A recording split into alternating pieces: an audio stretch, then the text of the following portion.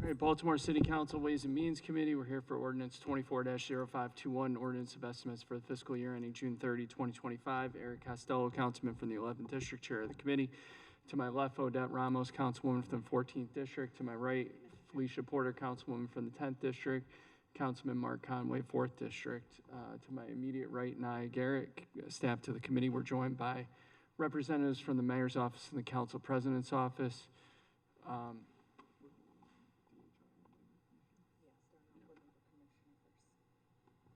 We are starting off with Labor Commissioner first, Ms. Maura Carter.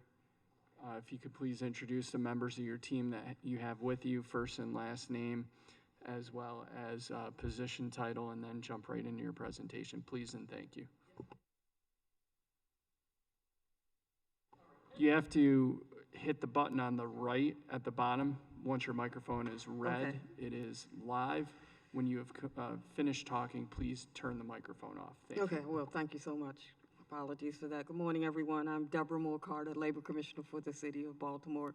Joining me to my far right is Yvette Brown, who is the Director of Labor and Employee Relations. And next to me is Veronica Jones, the Deputy Labor Commissioner. And we are pleased to be here today to talk about the Office of the Labor Commissioner and all that we do to keep the City of Baltimore moving forward. So with that, I'll get into my presentation, and Yvette Brown's going to click for me because I can't do two things at one time. So the Office of the Labor Commissioner, about us, I'm starting the overview.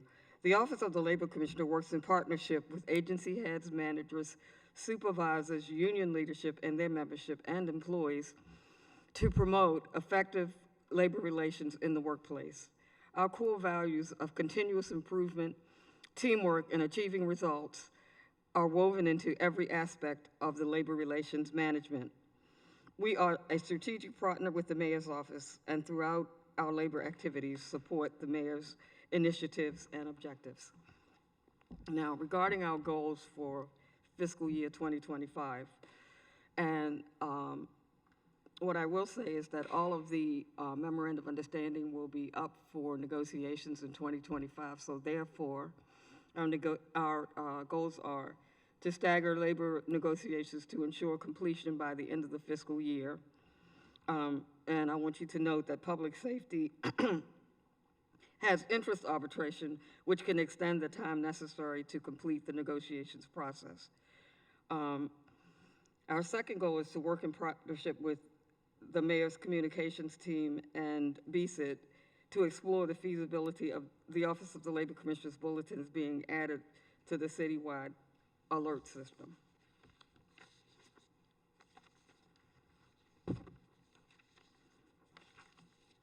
Next, you see our org chart.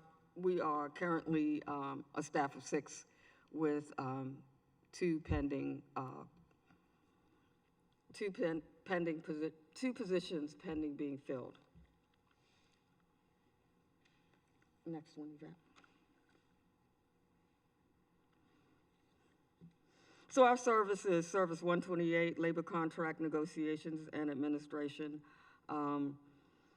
This service conducts labor contract negotiations with 8 city unions, meets and confers with the managerial and professional society, negotiates collective bargaining agreements with respect to wages, hours, benefits, and other terms and conditions of employment.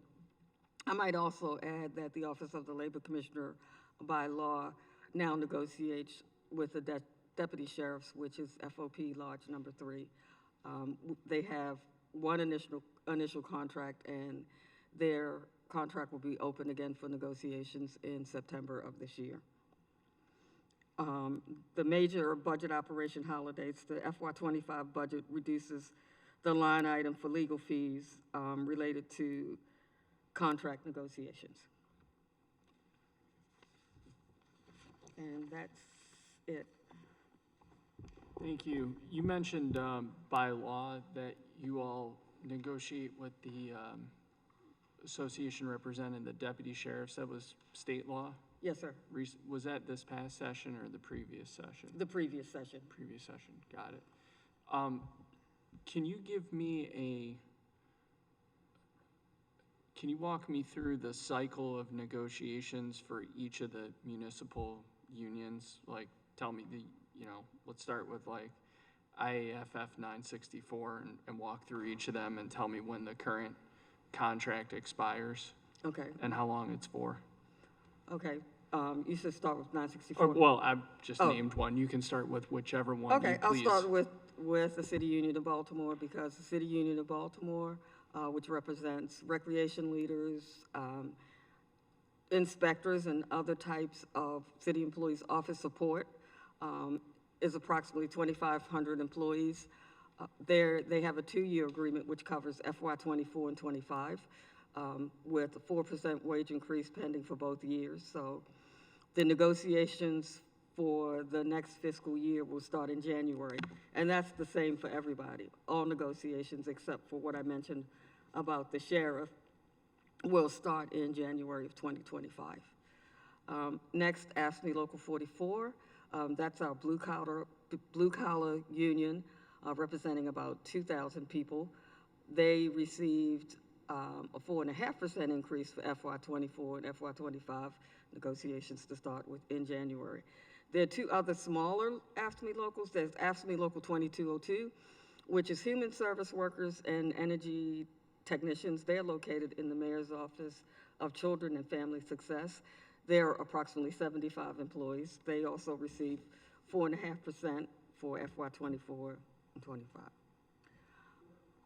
Real quick, the second half of that, the energy technicians are in MOCFS. I assume the HR folks are in Director Herbert's shop, correct? Human service workers, no, they're also. Oh, human service. I thought you said human resources. I If apologize. I did, I apologize. No, I probably made that mistake. Please continue. Human service workers. And then next we have community health nurses. They are located in the Baltimore City Health Department. There are approximately, I would say, 60 of them. And they also receive 4.5% with negotiations pending in January.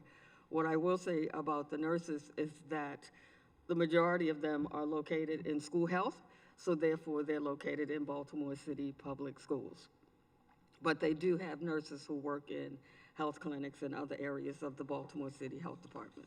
Pause real quick. When you say they're located and you mean they're physically located, although they work for the health department? And they are physically located in the schools. They work in the health suites, and they take care of our. But they're health department employees? They're health department employees. Got it. Thank you. Yes, you're welcome. So we have the Managerial and Professional Society. We don't negotiate with them. It's meet and confer, and they're all the management chiefs, division chiefs, et cetera, of the city, approximately 600 of them. They receive 3% and 3% for the 2 fiscal years, and meet and confer will also start in January. And those of us who are not represented by MAPS also receive the benefits of MAPS, including the Office of the Labor Commissioner and Department Director of Human Resources and his staff. When you said you don't negotiate with MAPS? We meet and confer, which means that we have a discussion with them, but ultimately the decision-making of what will happen with MAPS lies in the city, because they're a professional organization and not a union. When you say lies in the city, what does that mean? Means that we have discussions with them, but ultimately, if we don't reach agreement, then whatever our recommendations are would go forward to the Board of Estimates in the form of a memorandum of understanding. So the mayor makes the decision? Ultimately, the administration would make the decision, yes. Okay. But there's no negotiations. It's basically leadership from MAPS and leadership from your office. Yes, meet and confer. So we have meetings just like we do with the other bargaining units, and we've never not reached agreement with MAPS. And we typically go through the same process, which starts before negotiations. When we look at the contract, at the MOU, we determine, work with the city leadership to determine what we should go after in the MOU and what the cost of living or the wage increase will be. And then we have discussions with MAPS, just like we do with the other bargaining units, but typically with MAPS, everybody else, it may be extended for weeks and weeks. MAPS, it takes, I'd say, about 3 or 4 sessions to complete their negotiations. Got it. Thank you. Okay, so I'm going to move on to public safety, and I'll start with the firefighters, Local 734. With all of the public safety unions, we could only negotiate a 1-year agreement, because by charter, we could only negotiate a 1-year agreement so as not to bind a future administration with wages. We have not submitted the memorandum of understanding to the firefighters. Can you pause for a second? The 1-year constraint that's in the city charter? That's correct, sir. And how long's that been in the city charter?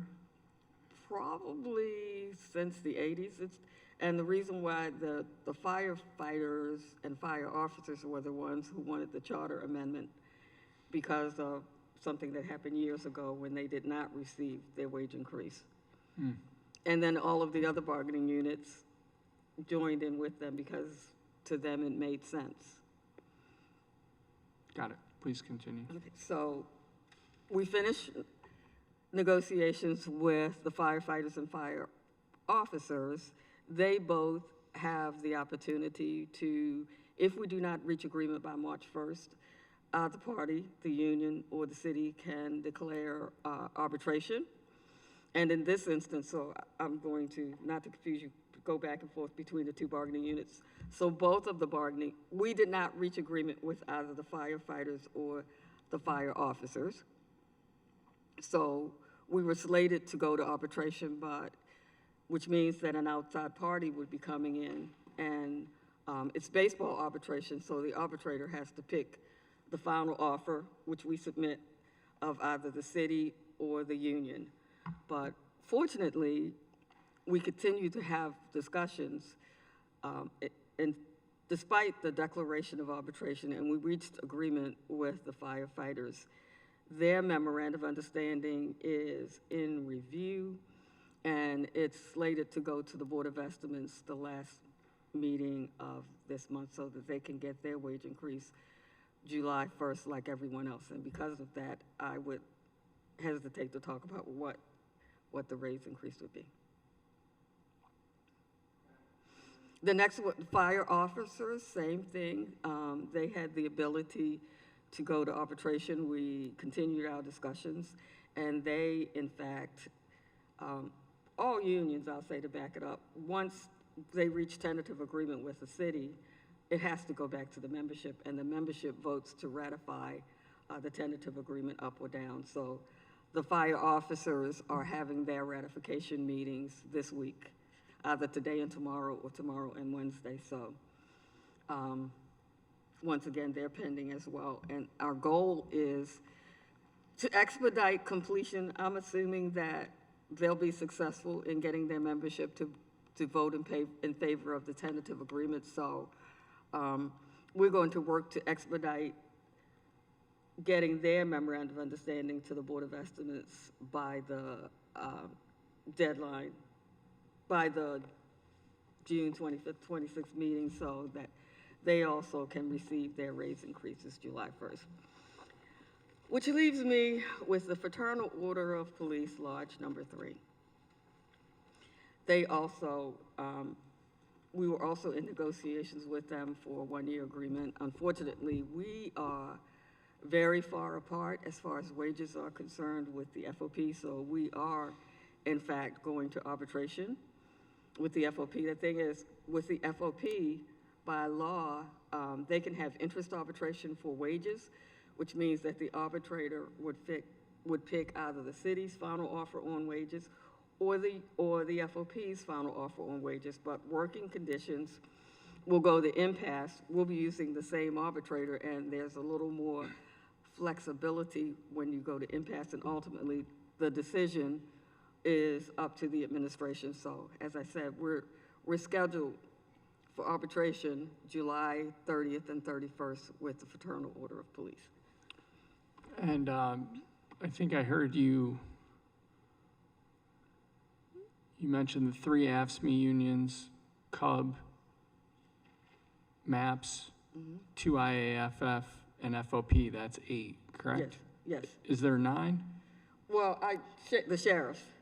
The we should have sheriff? included I thought this. historically there were 9 before the sheriff. No? No. Okay. And which bargaining unit are the council staffers part of? Staffers for council members? I'm not certain, but they will probably receive the benefits of, there are in unions, there are people who are represented, which means that they can grieve through the unions and receive all the benefits of the unions. And then there are people who receive the benefits of the unions, but they are unrepresented. So the council people, for example, the Office of the Labor Commissioner, Department of Human Resources, we are not represented by a union or an association, but we receive the benefits of. So not knowing that is probably a question for Director Herbert, but I would think that the council, your staff, would probably receive the benefits of CUB, the City Union of Baltimore. Got it. So That's correct, Mr. Chair. So whatever the changes to benefits are for CUB, those are realized by council staff, correct? Thank you. Thank you very much. Colleagues, any questions for the Labor Commissioner? I did want to mention something to Mr. Conway. Good morning. I know that you have a special interest in the apprenticeship program, and one of the things that I wanted to mention to you that we're looking into with the Department of Water and Wastewater is that we have employees in the treatment plants who need to get their certification in order to continue in the position. So we're working very closely with the Department of Public Works and the union, primarily Local 44, but it would be Local 44 and CUB, because the line staff would be in Local 44 and the supervisors would be in CUB. So we're working with them and the Department of Public Works to ensure that our employees get their certification within a certain time frame, a 2 or 3 year period. And also that the new employees who come in, it will be mandatory that they get their certification, and for the treatment plants. That's awesome. That's great. That's exactly what I want to hear. And I'm curious, are we thinking about other apprenticeship programs that we could maybe roll out across the city, similar to that one in various other agencies where we have vacancies? And if we can work with perhaps the unions to train folks for those opportunities and build that relationship. Yes, and the one thing I'd like to add also is that what we find is with young people, when they come out of high school, for example, they may not be necessarily ready for the workplace. So we're thinking about having some pre-apprenticeship classes to talk about how you show up at work on time, for example, how you behave yourself in the workplace, not use your cell phone, for example, and those kinds of things, because our goal is to set them up for success. Awesome. Good. Mr. Chair, if I could have one more question. I was just curious about the status of the council staff class and comp study and where we were with that. I'm not sure if you were handling that or if that was in partnership with HR. That would be the Department of Human Resources. Okay. Okay. Thank you. Thank you. Thank you, Mr. Chair. Quick, before I go to Ramos, do we have some type of bulleted list of what the benefits are for police officers compared to other jurisdictions, or some type of comparison spreadsheet, something like that? We have a variety of comparables around compensation and benefits. I can pull for you what we have. We had a summary of that that we pulled for the 10-year plan materials. I can send you that as a starting point, and if you have follow-up questions, we can go from there. Perfect. Okay. Thank you. Ramos? Thank you, Mr. Chair. So I just heard the director say that you're in arbitration with the police department all the way till July. Is that right? We're in arbitration with the FOP. Excuse me, FOP, yeah. excuse me. Large number 3, and the arbitration hearing will be July 30th and 31st. We are going to pass the budget way before then. How does that impact what we're about to pass in the budget? So we do have an the police budget assumes some level of a pay increase. If what ends up coming out of arbitration exceeds what is assumed in the budget assumptions, that would, add to a budget shortfall that we'd have to navigate around as we get into fiscal 25. That does happen that is fairly common. Or it's not common that we bargain higher than what we have assumed in the budget, but it's common that sometimes our agreements don't get finalized until after the budget is complete. So you've made some assumptions to sort of put in the budget. We may not go up that high. That's correct. We may go high, but if I understand correctly, if the contract then exceeds what we have in the budget, that would have to be covered, and that we might have to do a supplemental or some sort of action. Is that correct? That's correct. So every year when we start the budget planning process, when we're in what we call the current level of service phase, a big component of the current level of service forecast is what we think is going to happen with wages and benefits. So we work closely with the Labor Commissioner and her team to sort of lay out what we think is going to happen in terms of the negotiations that we have underway that will impact the planning year's budget. And so we had those conversations last summer, early fall, to sort of understand what we should assume in the budget. And then BBMR is an active participant on the negotiating teams. And what we're trying to do is, we work with the bargaining team to say, here's how much money we have on the table so that we do our best to stay within that number. Now, in some cases, like where we are with FOP, we don't know where it'll land, if it'll be higher or lower than what we have assumed in the budget. And you're exactly right. We would once we know what the final package would look like, we'd figure out how we will manage that for fiscal 25. And so it may take an action from us and also the Board of Estimates, so there's a way to address it is what I'm saying. So, yeah. Yes. Okay. Yes. Thank you. And then I was curious with the fire department, maybe you can't, with the fire officers and firefighters in particular, firefighters. I don't know if you're allowed to say this because you're in negotiations right now, but I understood that there was some work to be done on how they're doing shifts, going from the sort of 24-hour shift to shifts similar to what we see in the police department. And that's a fact, those are the types of things that would be negotiated in those contracts. Is that correct? Yes, ma'am, that's correct. So given that we had the constraints of 1 year, there's certain things that take longer to work on, and a change in shift from a 24-hour shift to something different would take a while, but that's why in my opening statement, I talked about staggering. One of the things that the fire chief would like for us to do is start meeting early in the summer, because changing the shift, they used to be, prior to the 24-hour shift, they used to be on two 10-hour days, 2 14-hour nights, and 4 days off, which perhaps worked better for the fire department. So we're going to start looking at shift changes this summer, so that when January comes, we'll be prepared to make proposals to change the shifts. And also typically the change would take effect in January. Well, I guess it could take effect in July, but typically shift changes happen in January, because the fire department has a complicated schedule, which you Very may know complicated. with Yes. first choice vacation, the number system, and all of those kinds of things that we'll be working on.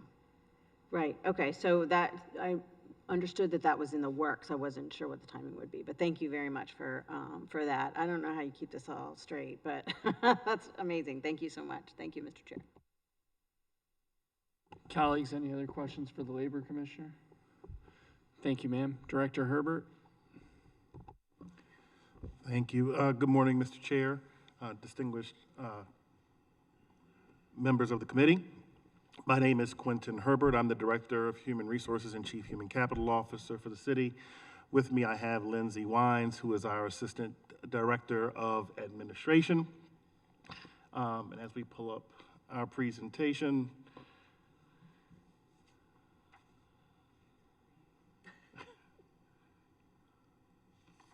it's the problem with technology. When it works, it works. When it doesn't, it doesn't. I'll just begin by saying that the Department of Human Resources, our mission is that through strategic partnerships and collaboration, DHR ensures human resources services, policies, procedures, and systems are properly aligned with the city's aim to become an employer of choice by attracting, developing, and retaining a high-performing and diverse workforce. DHR guides city agencies to foster a healthy, safe, and productive work environment for employees, their families, and the community at large. We did have two overarching goals for fiscal year 25. One is to administer phase 2 rollout of our citywide employee engagement survey. We did do a pilot group of the what we call the enterprise support agencies, so the Department of Finance, Department of Human Resources, the Law Department, and we also grouped the Comptroller's Office in that grouping as well. We also plan to launch the succession planning module in Workday for those classifications in grade 939 and above for those employees so that we can, again, continue to build the bench and plan for the future for our workforce. Next slide. The agency is comprised of 8 operational business units across 4 service numbers, which you see here. And we'll talk a bit more about each of these services going forward. Service 770 is the administration. This service is responsible for our overall strategy, performance, and management, while also overseeing citywide HR policies. The major operational budget highlight for this service is that it transfers 1 operations officer 2 position from civil service management into admin. And this is an ops officer 2 position in our newly created Office of Employee Engagement and Strategic Partnerships. Next slide. 771, Benefits Administration. This service, again, is responsible for administering the city's health and welfare benefits for all active employees, retirees, and their dependents.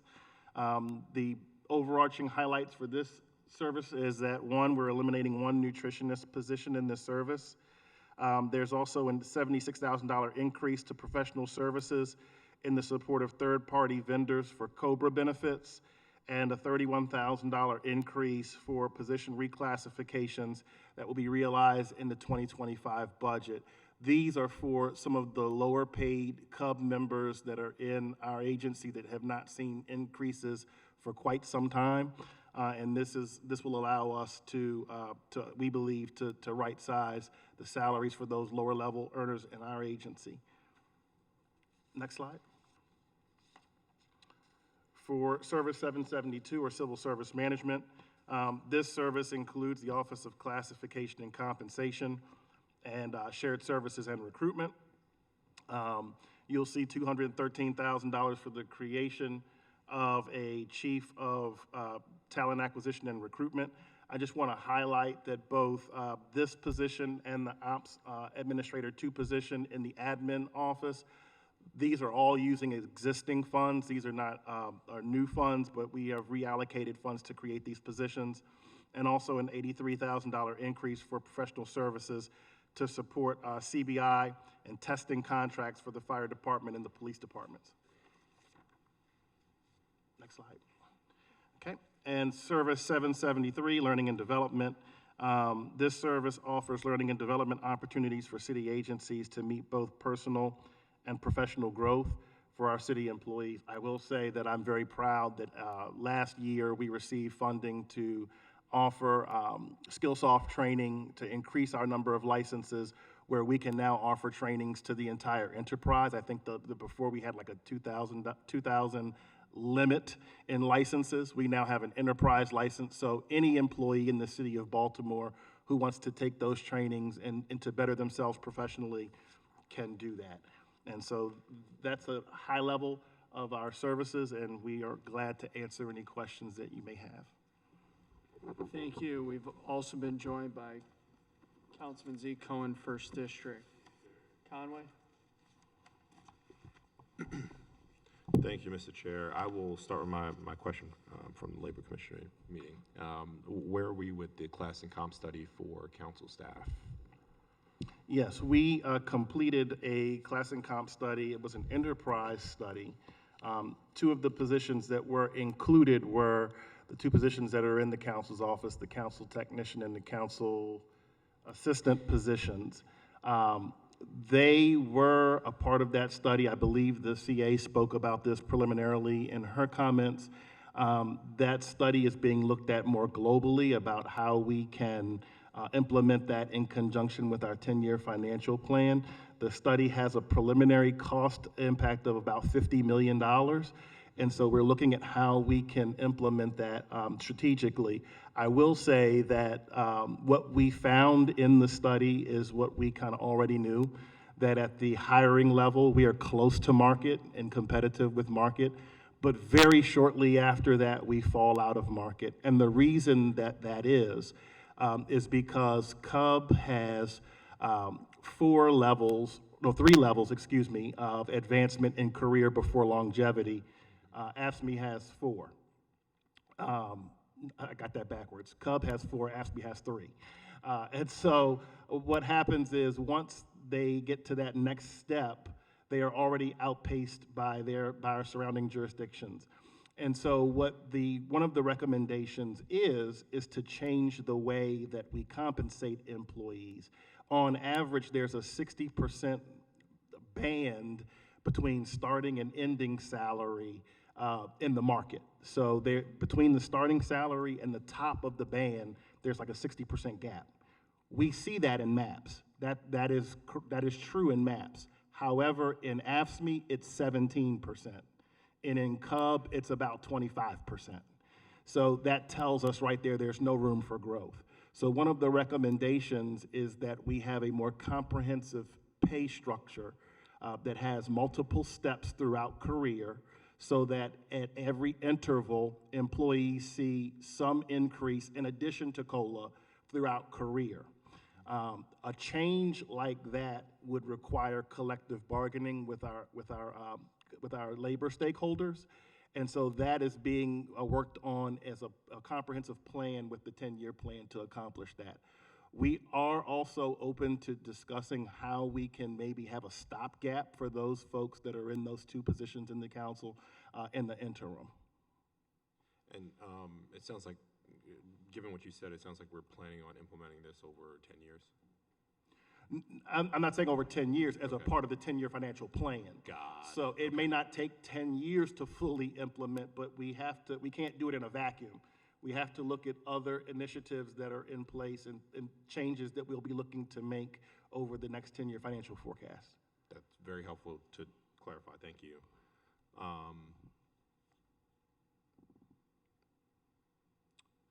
I'll defer for now. I have more questions, but that's my 2. Thank you, Mr. Chair. Thank you, Mr. Chair. Thank you, Director Herbert, although I cannot quite see you behind the podium. That's all right. Hello, sir. Hello, sir.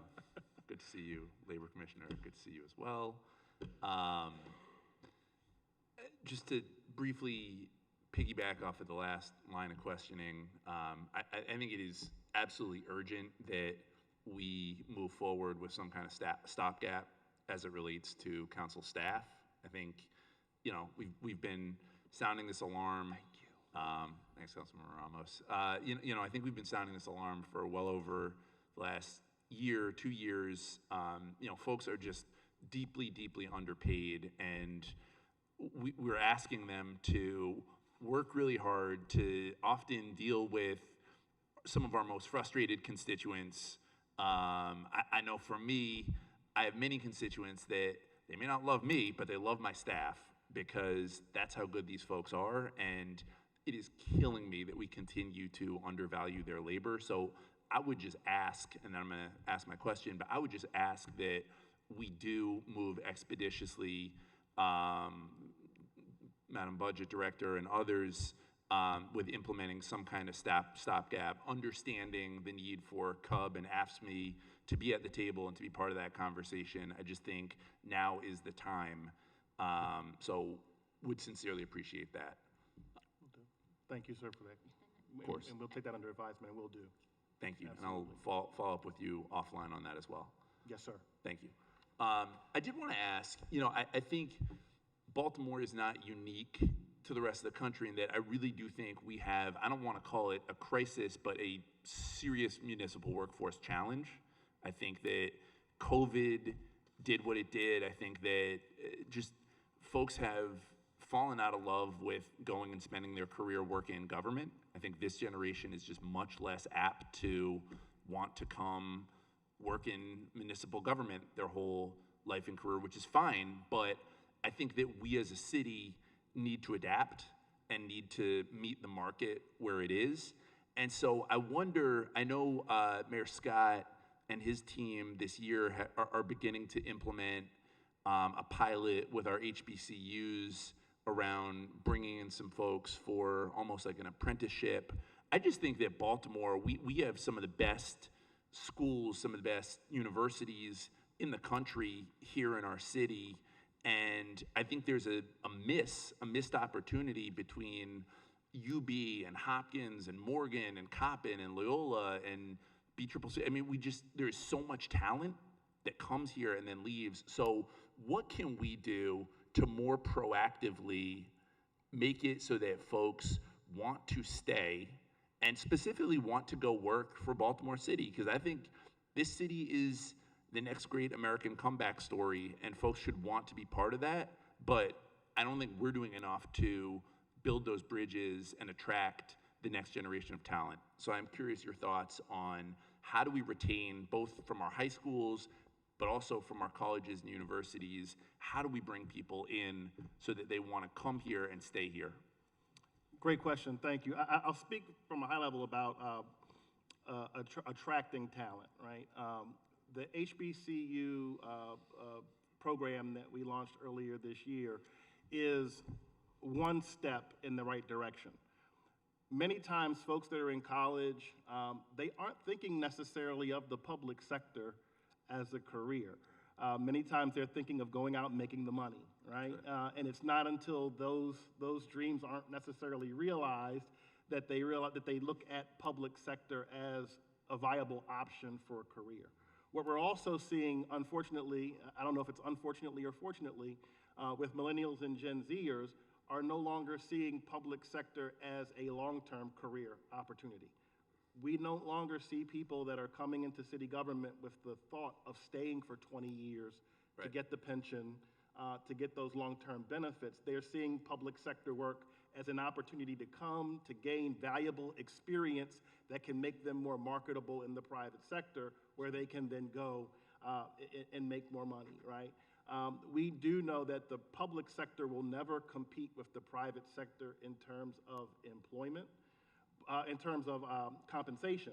But what we are trying to do is to leverage the great lessons that can be learned by working in public sector, appealing to that need of service, that altruistic need that all of us seem to have to do something greater than ourselves, to serve people greater than ourselves, and appeal to those folks.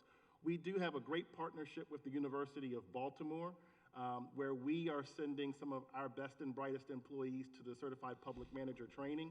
What that is also doing is allowing us to have an ambassador brand with the university and allowing them to share with some of their students about the opportunities that are in city government. We also have the partnerships with Morgan and Coppin. We have internships from Towson, UB, Baltimore City Community College. Every year we have intern programs where we're partnering with these universities and getting folks to come in and do summer internships. What I will say is that what we are seeing in terms of our ability to attract talent is very positive right now. Since quarter one of 2021, attrition has outpaced hiring, right? And that's a part of what was called the Great Resignation. We were not unique to that. We saw that we were attriting more people than we were hiring. However, I am pleased to report that over the last 5 quarters, from quarter 2, 2023 to current, we have hired 18% more people than we have lost.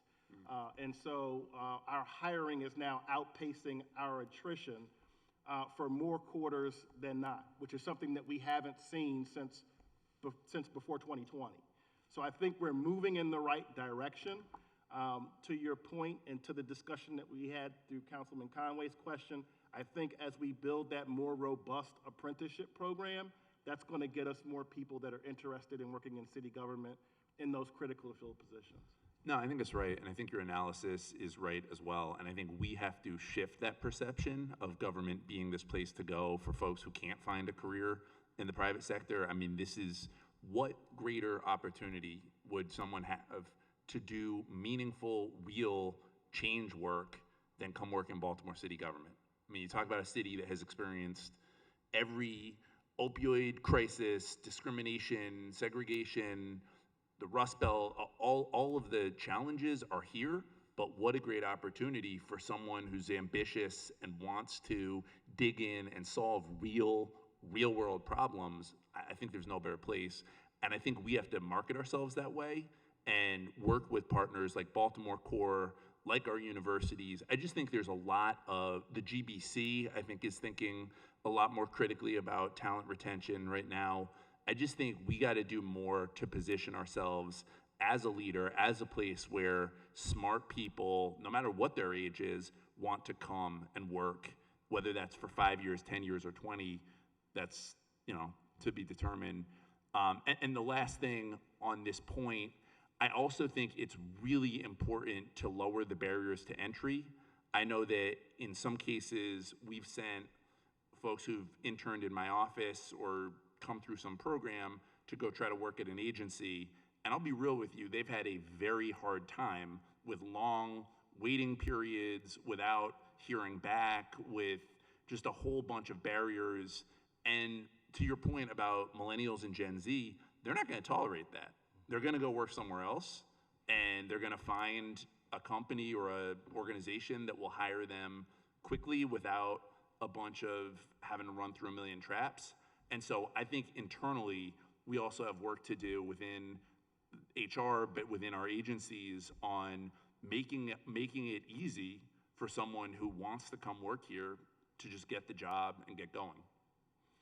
Yeah, and let me just say that 2 things to that. Number one, I think that with our current budget proposal, one of the things we're doing is hiring and creating a position for a chief of talent acquisition and recruitment that will focus solely on that. With that, I think that one of the things we have historically done a poor job of doing is telling our own story. And so we launched, in partnership with Charm TV and the mayor's office, Baltimore's hiring campaign, where we have our employees who are telling their story and telling about how they came into city government and the impact and the change that they are making. And it's not just one type of job. There are jobs from all of the bargaining units. There's a video that's out on social media and on YouTube where we have a painter, someone who is in Ask Me Local 44. We have a mechanic. We have a mechanic supervisor. We have an executive person that's talking about their pathway to executive leadership in city government, that tells the story to people wherever they may be that can appeal to them. I also want to say that I think that with the turnaround time, I agree with you wholeheartedly, 100%. And I think that it's just us having a level of accountability. And I think that the technology allows us to have line of sight to, where the bottleneck is, where the sand in the gears is, and to better diagnose those issues. And it allows us to have a greater level of accountability, because we looked at this data in preparation for this hearing. And I can tell you that for civil service classifications, we are turning around candidates on average 3.6 days. So 3.6 days from the time that a person puts their application in Workday, we're turning those over to the agency where they have the minimum qualifications. And if the person doesn't have the minimum qualifications, they are notified in that same period of time that they haven't been moved forward because they don't have the minimum qualifications. No, I appreciate that, and I just want to say I'm really hoping this is a moment for our city to bring the best and the brightest, both from within Baltimore and to make us, to your point about telling our story better, to make us a really competitive place for top flight talent from all around the country and the world. So I'm excited and look forward to following up with you specifically about the staff, city council staff piece. But just think this is a moment of opportunity for Baltimore. Thank you, Director Herbert, and thank you, Mr. Chair. Thank you, Mr. Chair. I also want to echo the sentiments of my colleagues. It's really important that we work on figuring this out for our staffs. I look forward to following up with you on that as well. We've talked a lot about the salary study for the last couple of years, and I'm grateful that apparently it has materialized, but I'd like to see it. Is there a way to, I'd like to make a committee request that we get a copy of the salary study. I know that I'm scheduled for a briefing with the CAO, and several of us are, but I'd like to see it. Understood. What I will say is that the study itself is still deliberative. It's still under review by the administration. We do have a briefing scheduled with you Yes. to give you some high-level findings, but the actual study itself is still deliberative. What does And that once- mean? It means that it's still being reviewed by the administration and that there have been no decisions yet made about how to implement the study. And once those decisions are made, it's my understanding that the study will be released publicly. So we can't see the study until there's a plan for implementation? Why can't we just see what the salaries of our staffs would be in the market? I would defer. That's above Director Herbert's pay grade. I mean, again, we can take the request to City Administrator Leach. What I will say is the reason why it's being handled as a deliberative document is that, as Director Herbert mentioned, implementation of the study not only requires finding a funding source, but once we do identify a funding source, it's also subject to negotiation with the various unions, and I think that's another reason why we're treating it as a deliberative document in order to be poised as well as possible going into a negotiation process with the unions regarding the study.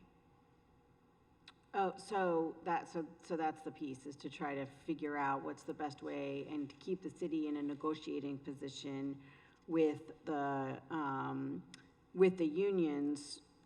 And so without that information, it puts the city in a better place than it does with, our bargaining units. Well, it's a deliberative document that again will be part of a future negotiation, and so again, that's why that's why it's not something that we're able to commit to publicly distributing at this time. But again, we can take the feedback to the city administrator, and so that she understands the importance in terms of wanting to see the actual study. Right, I'm really sure I'm not the only one who's asked for it on the council, so that would be super if we could have a chance to look at it. Thank you. Director, I just want to get another sense of the timing in the process. You mentioned that you've lowered the review process for when an application comes in to DHR. The review committee, right, there's a committee that reviews the resumes and then takes it, and if they're qualified, it takes it over to the agency. And then what happens? The agency looks at them, decides which ones that they are going to interview, or do all of them get interviews? So I think it's important that we understand the process. The process begins with the application. That is Right. the first part in the process. That is solely on the candidate. The candidate submits their information into the portal. Our staff, which is the Office of Recruitment and Talent Acquisition, Those folks review all of those documentations to determine whether or not the candidate has the minimum qualifications. For candidates that have the minimum qualifications, they are then forwarded to the agencies as a certified eligible. The agencies then have that certified eligible list, and again, we're turning those around in less than 4 days. The agency then is to review those resumes. The hiring manager is supposed to schedule interviews. Those hiring managers, after they have their panels assembled and interview, they're to make decisions on hiring, and all of that is supposed to be updated in the system. That does not always take place. Sometimes, for example, we're told that a position is hard to fill, the agency is having difficulty finding talent, and then when we do our due diligence, we find that we've sent them dozens, and in some instances, even hundreds of candidates that are on an eligible list. And so once we forward those eligibles to the agency, it's on the agency to decide whether they're going to schedule an interview, whether they're not going to schedule an interview with the employee. Once they update that in the system, it updates in that candidate profile, and that candidate will receive that notification. If there's no further action taken at the agency level, there will be no further communication to that candidate, because it's dependent on the action by the agency once the person is on an eligible list. So you just gave us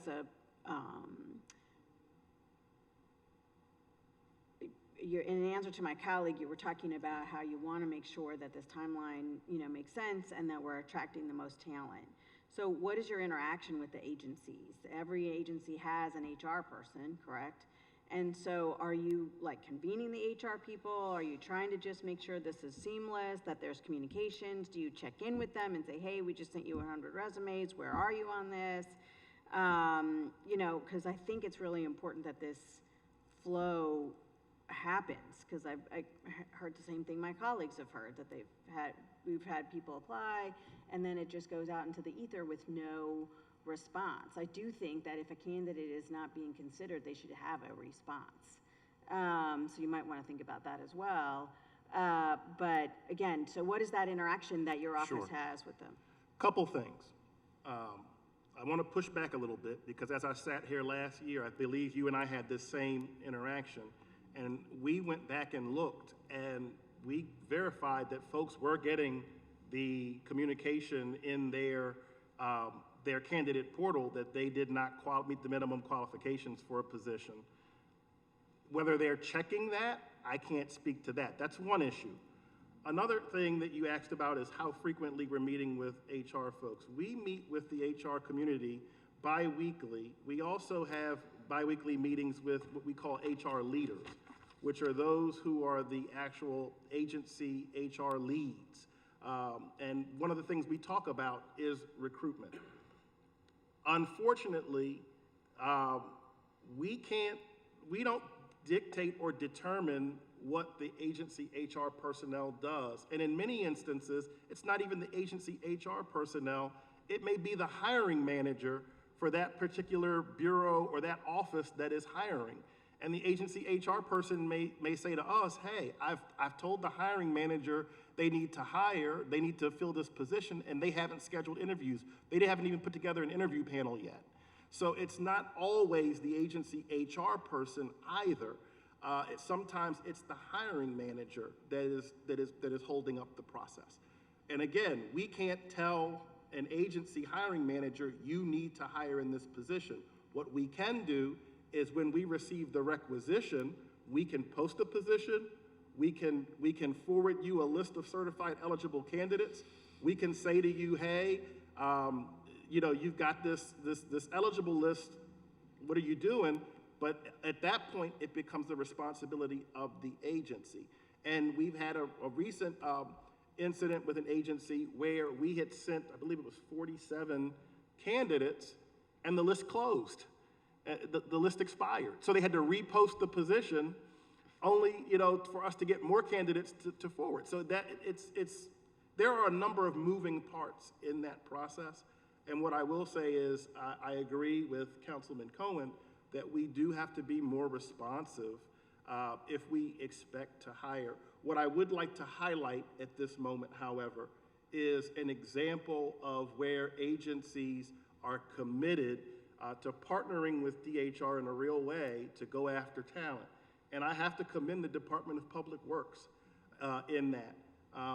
We had a concerted effort to hire in the department, in the Bureau of Solid Waste. And I can say that from September of 2023 to March of 2024, for solid waste workers, we saw the vacancy rate go from 15% to less than 1%.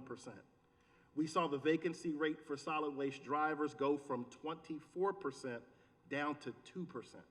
And that was because the agency had a concerted effort to partner, and when we sent them candidates, they didn't sit on them. Right. They brought them in, they had massive hiring events where they said, we're gonna hire these folks on the list, bring them in and have massive interviews and offer letters, and they saw over a period of less than 6 months, their vacancy rate went from double digits to, in some cases, less than 1%. So it can be done. It's just a matter of identifying who the right persons are in the agencies to push that forward. I don't believe it's always the agency HR people.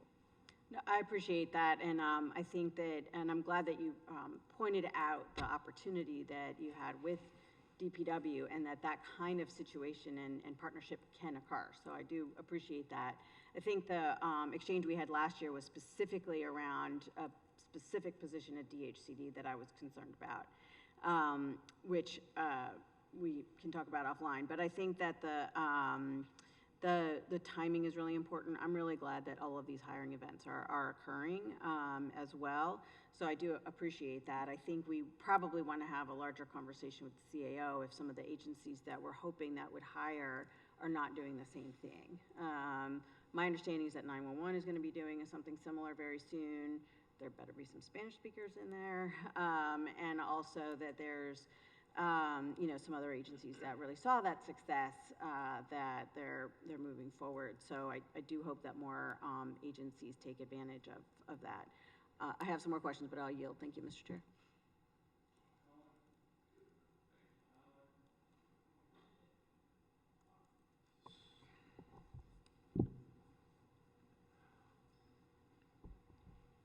Thank you, Mr. Chair. I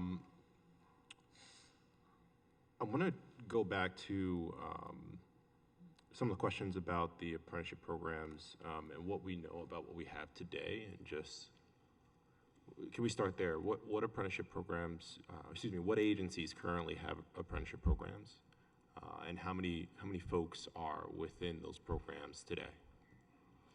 Okay, I will defer to my colleague in the Labor Commissioner's office.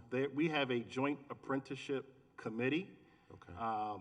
And that committee works very closely with the Labor Commissioner's office. I do know that the Department of Public Works, the Bureau of Water and Wastewater, has a number of apprenticeships. The Department of Recreation and Parks in their Bureau of Forestry has apprenticeships. I believe that DGS, Fleet Management, was working to create one for the automotive mechanics. Those are the ones that come top of mind. What I would like to caution us when we talk about apprenticeship programs, every position or every vacancy that we're having difficulty filling is not appropriate for an apprenticeship program.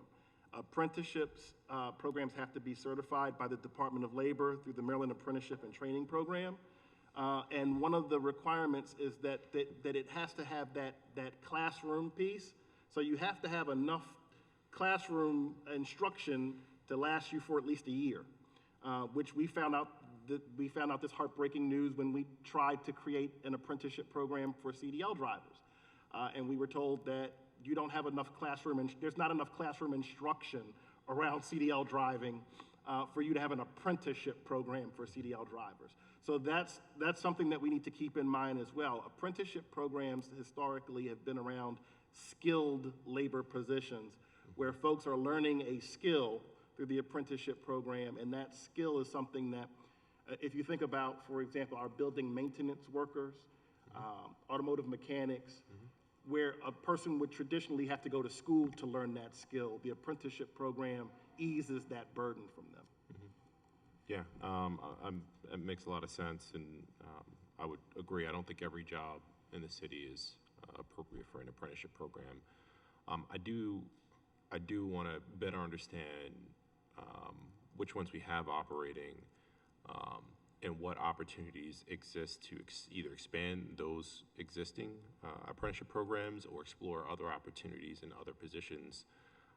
Because I think as we think about what it takes to appropriately fill our vacancies and attract young people to city opportunities over the long term, we know we're not necessarily competing on salary when it comes to the private sector.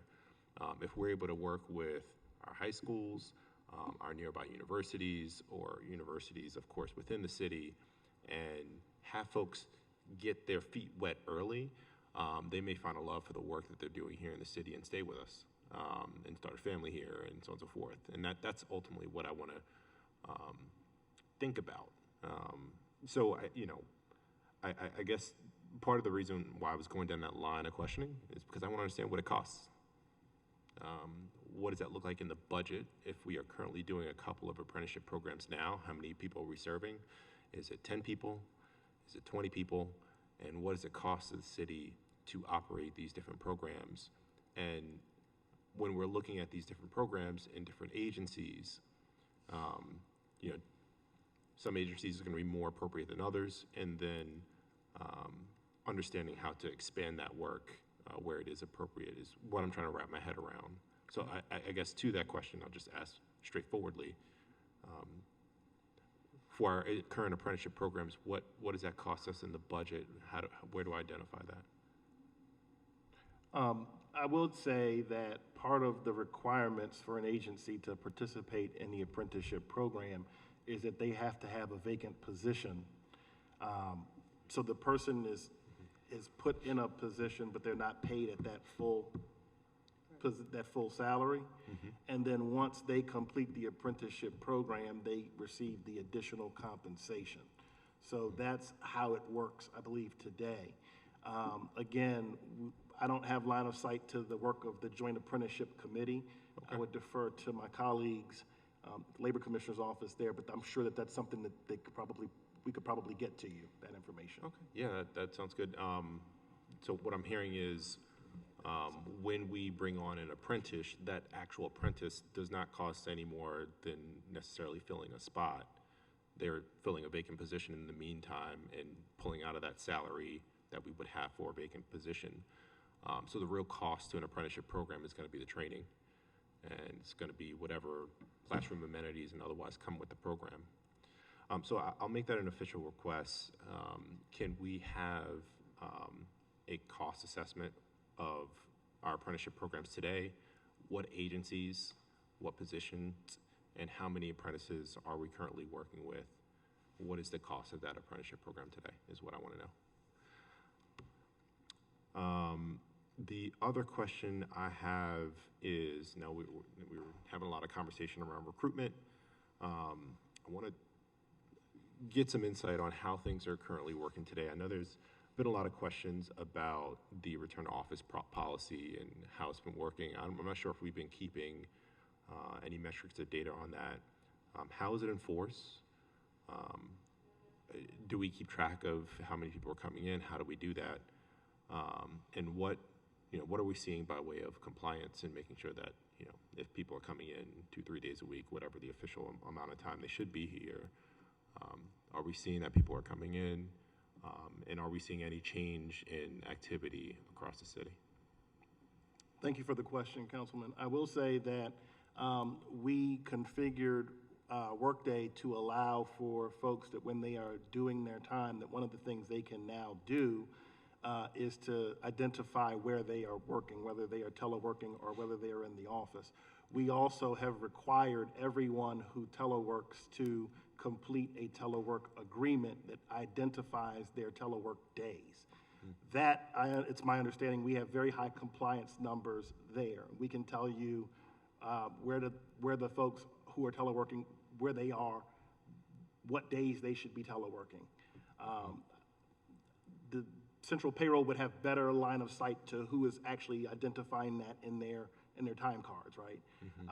But what I will say is that the policy does provide for some level of flexibility for agency heads depending on the scope of work.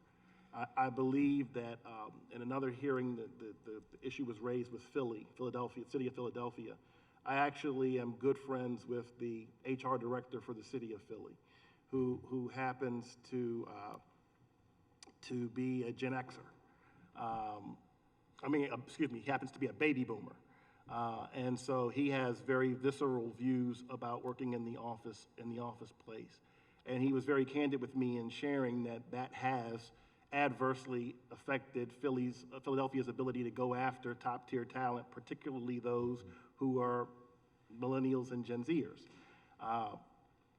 That said, I believe that the city's policy is a great compromise position.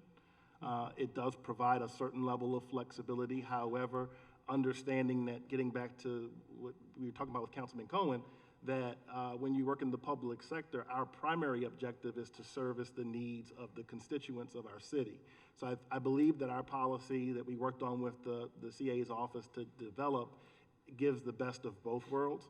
I will say that another thing that we need to get at is understanding from our employees what is driving either engagement or disengagement, which gets back to the engagement survey piece that we're doing. And one of the things that we are seeing is that the flexibility that we offer is that it's not a driver of disengagement, it's engaging folks. Folks like the ability that they have some flexibility in where they can perform their work. Where we see areas for disengagement, however, are other working conditions, right? If we're going to have folks come into office, physically come into workplaces, having them coming into workplaces that are aesthetically pleasing and that meet the requirements of a 21st century workforce, right? So those are some of the areas where we kind of see some disengagement. I think that you have to look at them in tandem. But I believe that our policy is flexible. I believe that it provides a benefit, and to your point, we have through Workday the ability to monitor and to track appropriately. Yeah, I think it's good to hear that we have pretty good compliance with people having plans. The reason why I asked the question is multifold. I think it was on the first day of budget, or maybe the second day. I'm losing track. We've been doing this for a while now, but our CA gave an example of an instance where literally picking up the phones had a dramatic increase in customer service and weeding out issues. And I think there are certainly ways to work around that without having people necessarily come in the office. But I think if we're not keeping track of those things, we can't really accurately assess whether or not we're actually doing the things we say we're doing. So it's one thing, I think, to have the agreement. I don't know if there is a way in Workday to necessarily test if workers are actually coming in on the appropriate days. I would imagine we probably mostly leave that up to their supervisors, which makes sense. I think we do need to kind of gut check it every now and again and make sure that people are doing that, or even more appropriately, that regardless of what is happening there, it doesn't impact our customer service and the expectations of the residents of Baltimore when it comes to permits, when it comes to payments, when it comes to I need to come in and get my water bill fixed, or whatever the cases may be. So that's kind of why I'm asking the question, because there's I realize we are in a tough place. We want to make sure that our jobs are competitive, our offers are competitive, and one way we do that is by providing flexibility for our employees, which makes all the sense in the world. But we also have a job to do. We need to make sure that we are delivering a high level of service, and sometimes it's difficult to do that when you don't have people in the office. Now, there may be workarounds. There are certainly ways that folks can answer phones without necessarily have to be, in the building next to the phone. But we also need to make sure that we're implementing those policies as well. So I think, now, none of that is your responsibility, but I think by way of making sure that our workforce is here or able to do what they say they are doing, I think is important. And I don't know how we gut check that. And that's why I asked the question. Great question, great question, great question. And the reason that I'm so enthusiastic about that question is because it speaks to something that we have been pushing the community, HR community, for the last couple of years, which is performance management. And that every employee should have a performance review. Because employees can be present but not present. My undergraduate degree is in a behavioral science, so I'm kind of a behavioral science nut.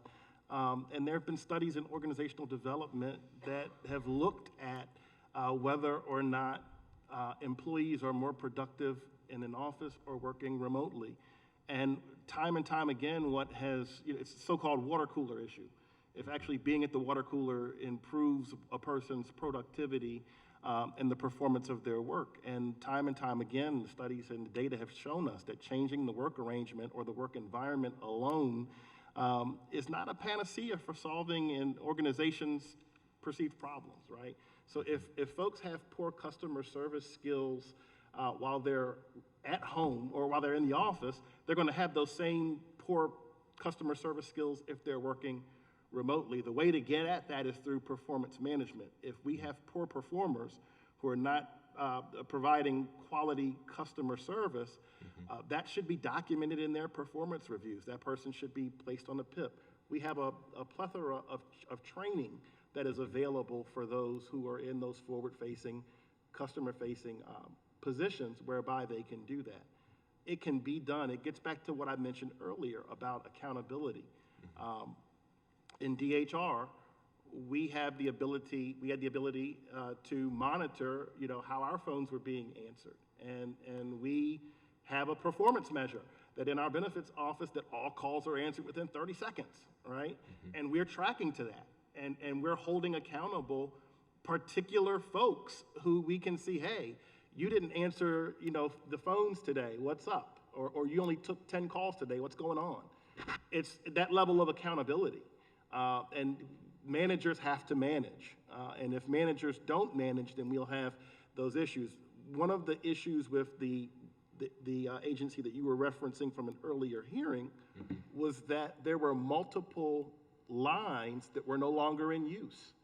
So if a person calls that line is not in use, but because there was that front end work was not done by management to say, okay, this is your phone line, your MyTel line, or this is your city-issued cell phone that your line is going to route to, and you have to make sure that it works, right? So when I'm not in the office, if someone were to call my office right now, my cell phone would ring. My laptop would ding, right? So it's that level of accountability. And I think that it's, as we continue to provide that training to our managers and hearken on the importance of accountability, we will continue to get better. I think that the pandemic and the forcing us to adopt a more pronounced telework posture forced the city of Baltimore to look at our technology needs and our ability to be able to walk and chew bubble gum at the same time. Yeah, and you didn't say this, but I do think there is also a sort of mental health component of coming into work and being around your colleagues. That's really, really important toward just for yourself, regardless of your work, to be around other humans outside of the people you live with. I think it's really, really important. And so I asked that question. I think, it's something we should always be cognizant of. I know we want to be flexible, and it's very important that we do that. I do also think, we want to keep people honest, keep honest people honest. And if we're not paying attention to it, people can kind of do whatever they want. And, it may be the case that folks are truly honoring their agreements and there's no issue there, and or that, supervisors and managers are staying on top of it, which would be great. But once again, if we're not paying attention to it, there's no way we can know. And so I'm not sure how to figure that out. I don't know if there's any easy mechanisms to. And let me just say, Councilman, I think that there's a false narrative that in order to better manage employees, customer service, they have to be sitting in front of you. You have to be able to physically see them and verify that they're doing. Oh, I'm not what suggesting they're- that. No, I'm not saying that. I'm just saying, but Okay. there is that false narrative that is out there. We have had instances of people who, and this was before COVID, who were working in operational agencies and were leaving and doing side jobs in city vehicles using city equipment. And this was before COVID. Or people who were working at another place while they're supposed to be working for the city before COVID. And they, of course, they were terminated, but I think it gets to a person's character. And how do you monitor character? I think that if managers manage appropriately, they know what their staffers are responsible to do. And if they manage them appropriately, we'll catch those offenders who are abusing the system. We'll see it in their performance. Their performance reviews should reflect that. So again, it gets back to accountability, is from my perspective. And we have the technology and the tools to give us the means by which to hold people accountable. We just have to do it. Okay. As a follow-up, and maybe you let me know what we do have by way of work from home policy and otherwise. So we do have the number or percentage of folks who have that agreement completed, right? That's something that we can pull. We should be able to pull that report. Okay. Yes. And do we have by chance anything that tells us whether or not folks are showing up or not showing up? Is that possible to pull, or would we have to physically go to people's desks or? No, we do not have geofencing Okay. with respect to that policy, with respect to the login piece. We are, again, employees, if they check that they are in the office, they're managers and supervisors who have to approve that timesheet, right? Because it's not just the employee submits it. When that timesheet is submitted, it routes to their supervisor, who arguably should be reviewing it before approving it, right? And then it routes to the, back up again. So there are two levels of review here, where if a person is not being truthful in their reporting, there's opportunity to catch that. So for example, Lindsay reports to me, if I'm in the office on Monday, and Lindsay is not, and she puts that she's in the office, I have to approve that. So at some level, as her manager, I'm responsible as she is, because I'm not holding her accountable. Yeah. And I also wouldn't suggest that you hawk down Lindsay. Lindsay's really sweet and she's amazing. You don't need Lindsay. We're not coming for you. And also, I think generally we don't necessarily want supervisors to be, so hard-nosed that we're not going for that. But, in the spirit of it, we want to make sure that there's that broad understanding so that folks can plan appropriately. So I guess the request that I want to make is by agency, what we have by way of percentages or just the number of employees that have that work from home agreement completed. And I think that's something that we can then follow up with agencies and get an understanding of, operationally, are we seeing it actually play out that way? If we're seeing deficiencies at all, whether or not that is or is not a factor in those deficiencies, and if there's other ways to address it. But I guess the request for you would be sharing it by agency. Okay. And Mr. Chair, I have one more question. If I see Councilwoman Ramos has a question, go for it. Okay. This goes back to the conversation we were having about the comp studies. I'm curious where we are with the other class and comp studies for the other departments. I know we had a couple out there. Where are we with those? The comp study that we're talking, it was a comprehensive study that focused on over 160 classifications across city government. And so that study that we're referencing, it's not that it's separate studies for different agencies. It was across the entire enterprise. And so that $50 million overall number is across all agencies? Correct. That's in addition to what it cost for the water and wastewater study, which was approximately $15 million. Got it. Thank you for clarifying. Okay. Thank you, Director. Councilwoman? Thank you, Mr. Chair. I wanted to follow up on seeing if we can get some data on the success of all of the hiring fairs that you've had. And also, I'll articulate my request, but just to sort of finish my entire thought. I remember the last big one that the city held. There were lines around the corner and around the block of the War Memorial Building, which I think was great.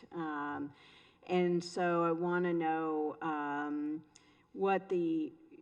at those hiring fairs, those are people applying and being interviewed.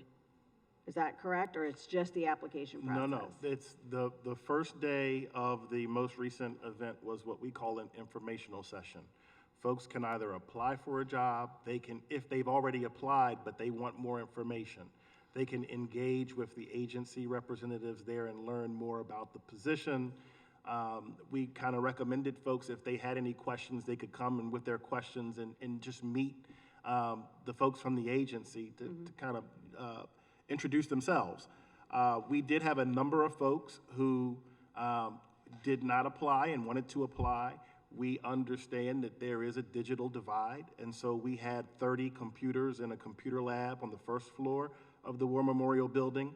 We had staff that assisted folks who may not have had digital literacy skills that needed assistance in applying and uploading their information to do that.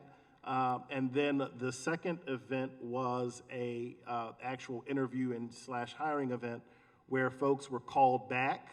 They were interviewed. Some folks were given conditional offer letters on that day. Others are in the hiring process. So that's how the hiring event was structured. That was a lesson learned from last year. We actually had a little over 1,100 people that attended the first event this year. Last year we had about 1,600, and we were hiring and interviewing and trying to do multiple things in that same day. And one of the lessons learned was to break it out and have 2 days. One day is an informational, a second day for the actual interview process and conditional offer.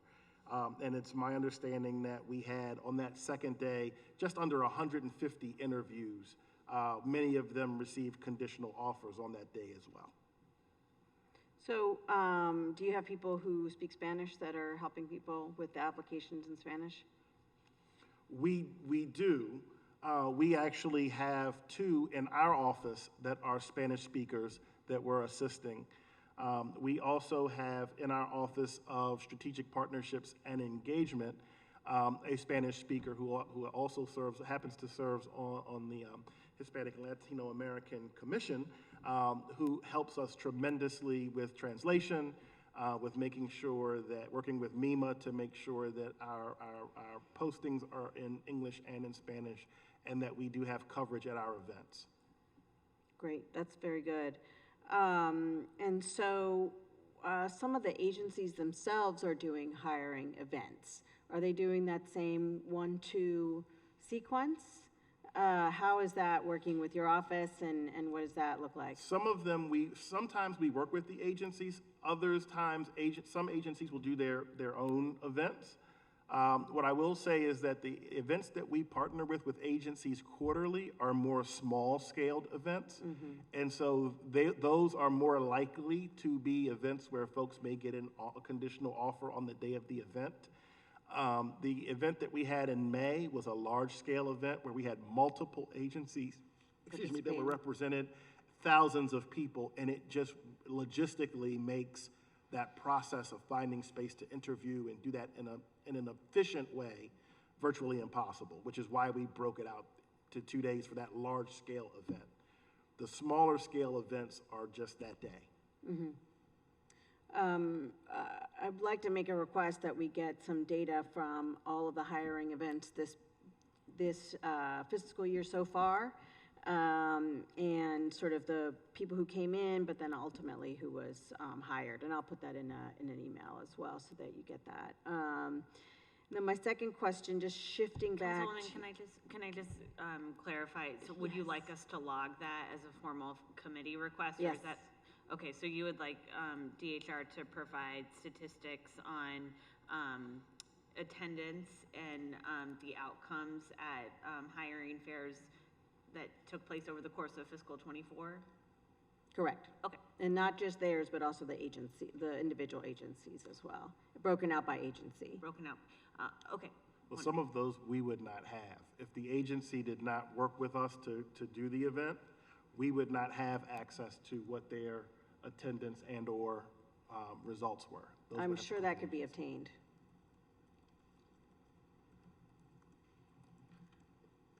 Yeah, I will defer to DHR on what information they're able to collect.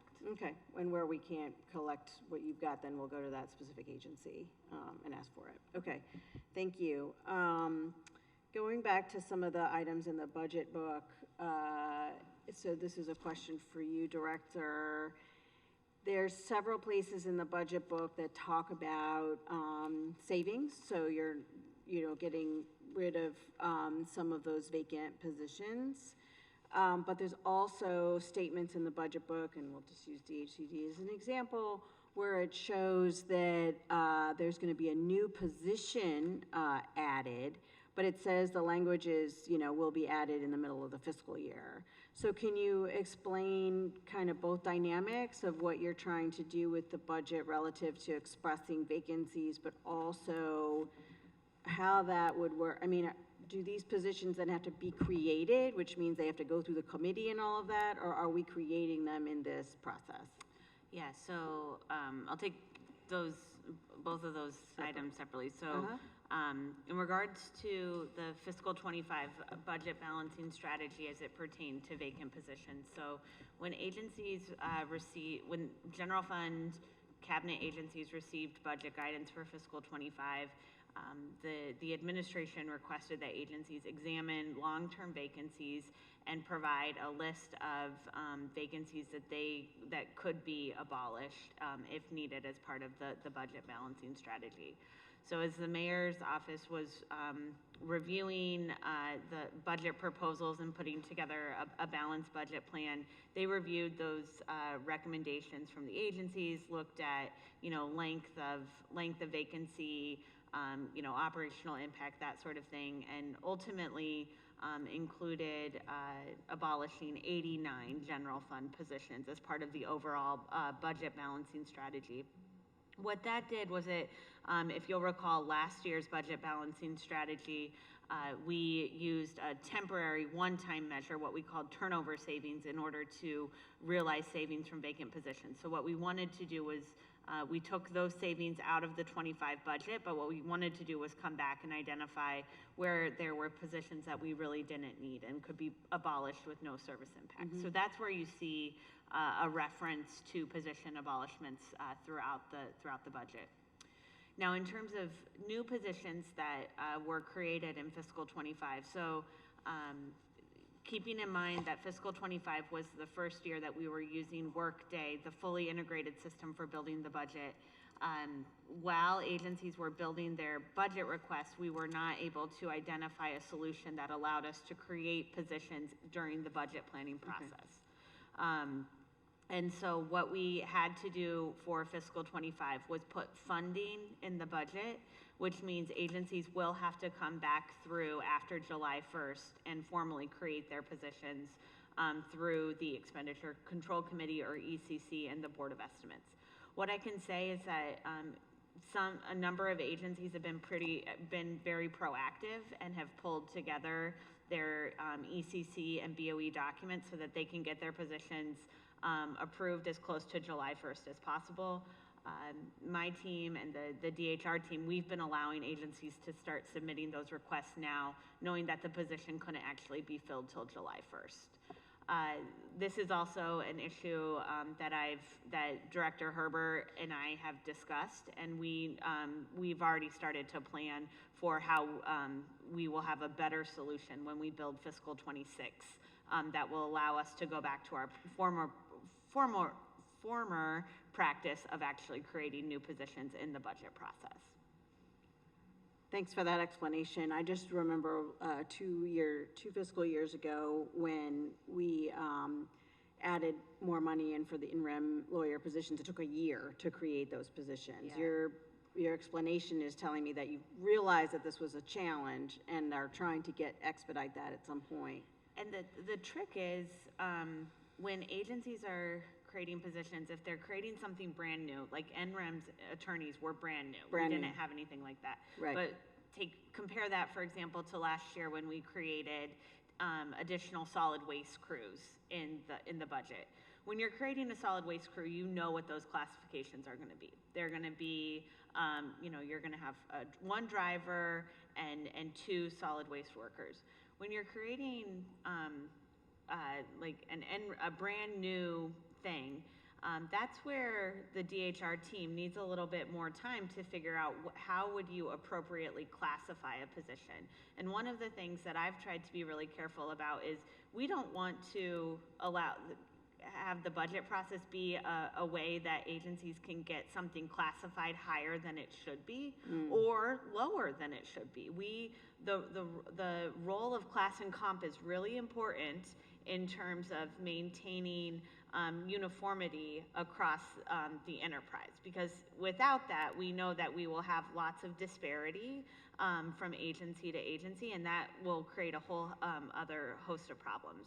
So one of the things I've also been discussing with Director Herbert and his team as we get ready for fiscal 26 is that if agencies do want to create something brand new, like let's say we have another version of NREM attorneys, or let's say I want to create a new type of analyst or something like that, we're brainstorming how agencies could submit those materials, like actual class specs, as part of their budget materials.